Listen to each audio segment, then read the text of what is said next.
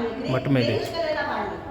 तो जब जहाँ पे वो दोनों नदियाँ मिलती है ना, अभी मैं जाके भी आई थी और आप लोग वीडियोस भी देखना, बिल्कुल डिफरेंट आपको दिख रहा है कि यहाँ गंगा नदी ब्राउनिश कलर की है और ब्लैक साउंड मतलब ग्रे कलर की यमुना नदी जाके उसमें मिक्स हो रही है। बिल्कुल डिफरेंस दिखाई देगा कि ये यमुना नदी जाके उसमें मिक्स हो रही है।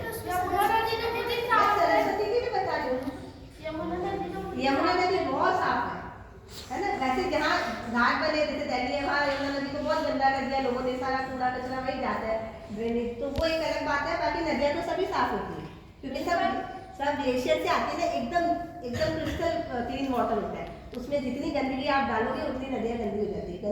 नदियाँ कोई भी जो हिमालय से निकल रही है नदियाँ सब एकदम साफ होती है, भले ऊपर से आप अगर चाहिए ना तो पानी पी सकते हो, पर उसको हम ही गंदा करते हैं।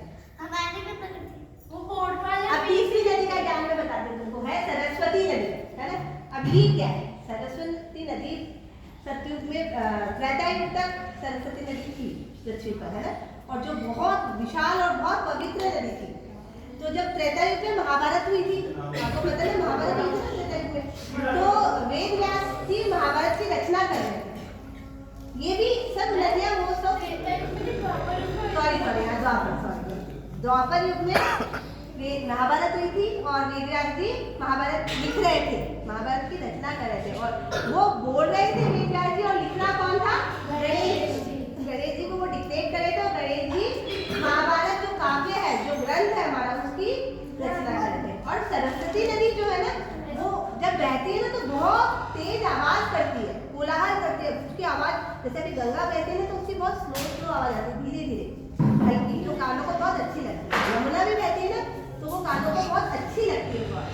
सरस्वती नदी बहती थी ना तो उसकी भड़बड़ बहुत तेज आवाज आती थी, कोलाहल करती थी, बहुत तूफान रहता था उसमें, मतलब उसकी लहर बहुत तेज होती, उसकी आवाज भी बहुत तेज होती। तो जब गणेश जी काव्य रचना कर रहे थे महाभारत की, तो सरस्वती नदी के किनारे बैठती ही कर रहे थे। वो भी हिमालय ग्लेशियर से ही निकलती है, हिमालय से ही निकलती है, ग्लेशियर के पिघलने से ही सरस्वती नदी बनती है। तो जब वो रचना कर रहे थे तो उसके शोर से गणेश जी और वेद व्यास जी को बहुत डिस्टर्ब हो रहा था। तो गणेश जी ने उनको 2-3 बार वार्न भी किया सरस्वती माता को कि तुम थोड़ा शांत रहो, हम काव्य रचना कर रहे हैं, डिस्टर्ब हो रहा है। पर वो एक जैसे कह जाते हैं कि अपने मद में थी, वो उफान में थी और वो तेज बह रही थी, तो उन्होंने उनकी वार्निंग भी नहीं मानी और वो वैसे तेज आवाज करके बह रही थी। तो फिर गणेश जी ने उनको श्राप दिया कि तुम विलुप्त हो जाओगे। वो श्रापित है, उनको श्राप मिला हुआ है कि तुम विलुप्त हो जाओगी। तो ऐसा नहीं कि सरस्वती नदी है नहीं है, वो हमारा जो आखिरी गांव है तिब्बत की सीमा पर, भारत की और तिब्बत की जो सीमा है ना बॉर्डर, उसमें हमारा आखिरी गांव है माणा गांव, ठीक है, वो है हिमालय पर्वत पर, है ना। उस माणा गांव में अगर आप जाओगे ना, आपको सरस्वती नदी के दर्शन करने तो सिर्फ वहीं होंगे। माणा गांव में आपको एक ऊपर से पहाड़ से नीचे गिरती हुई एक बहुत विशाल भड़बड़ आवाज, खूब तेज कोलाहल करती हुई एक नदी गिरती हुई दिखाई देगी, वो है हमारी सरस्वती नदी। वो बस वहीं दिखती है, वो निकलती भी तो दिखती है, पर फिर वो कहाँ विलुप्त हुई किसी को पता नहीं, वो कहाँ जा रही है। वो नदी बहती भी तो आ रही है, पर वो कहाँ जा रही है इसका कोई भी पता नहीं। पर अभी साइंटिस्ट ने काफी रिसर्च किया है तो उससे पता पड़ रहा है, कई तथ्य मिले, प्रूफ नहीं हुआ, कंफर्म नहीं हुआ कि सरस्वती नदी यूपी से होके राजस्थान के जो रेगिस्तान होते हैं ना, राजस्थान में जो भी डेजर्ट है उसके नीचे से बहती हुई एमपी तक जा रही है। ये कुछ तथ्य प्राप्त हुए, अभी कुछ एक्चुअली जैसे नदी गिरी ना तो वहाँ बहुत सारे पत्थर में गिरती हो, पत्थरों से वो अंदर जमीन के अंदर चली जाए, आगे नहीं आती, बहुत लंबी लाइन में पत्थर होती है, वो एब्जॉर्ब हो जाती है जमीन के अंदर। अच्छा, तो हम डेजर्ट में अगर पानी चाहिए तो खोद के निकाल सकते हैं? नहीं, ऐसा कुछ नहीं है, ऐसा कुछ नहीं है। अभी साइंटिस्ट लोग इस सर्च में लगे हुए हैं, प्रूफ नहीं हुआ, पर ऐसा सुना जा रहा है कि कुछ एक संकेत मिले, कुछ प्रूफ मिले कि सरस्वती नदी अभी भी है जो जमीन के नीचे बह रही है। मतलब वो विलुप्त हो गई, विलुप्त होने का मतलब वो दिखती नहीं है, पर ऐसा नहीं है कि सरस्वती नदी है।